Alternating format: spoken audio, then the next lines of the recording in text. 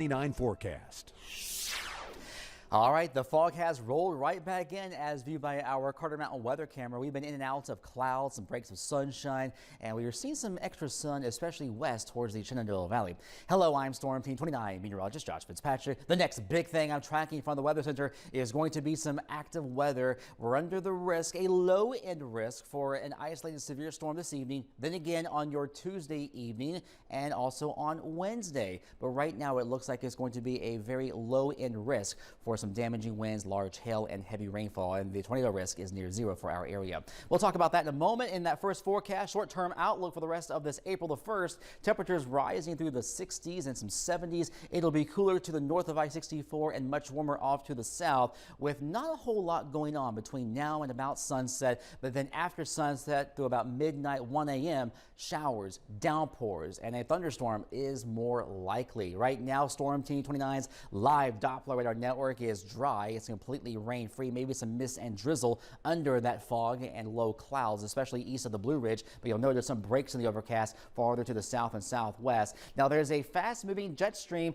and there's some ripples of low pressure and weather disturbances moving along it, and for that reason, there's a risk for severe weather, especially to our west over the Ohio River Valley. And as those storms move along that boundary off to the east, they're going to be weakening tonight, but can't roll out a localized severe thunderstorm chance. And then another active weather pattern is across the northern plain states. An even more potent storm system is going to move off to the southeast. And for the most part, the severe weather risk tomorrow and into your Tuesday night is across the areas of the mid-south into the Ohio Valley.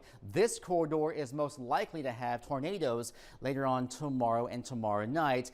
Our region is in that level 1 out of 5, 5 being the highest risk, and there's a level 3 back to the west. But for our area, that just means localized, isolated severe thunderstorm chances.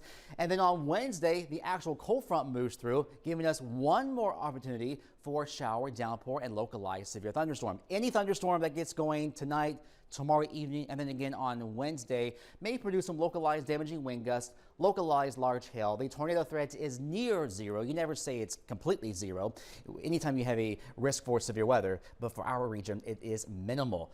Looking at the timing now, between now and 6, 7 o'clock, not a whole lot going on, just a stray shower.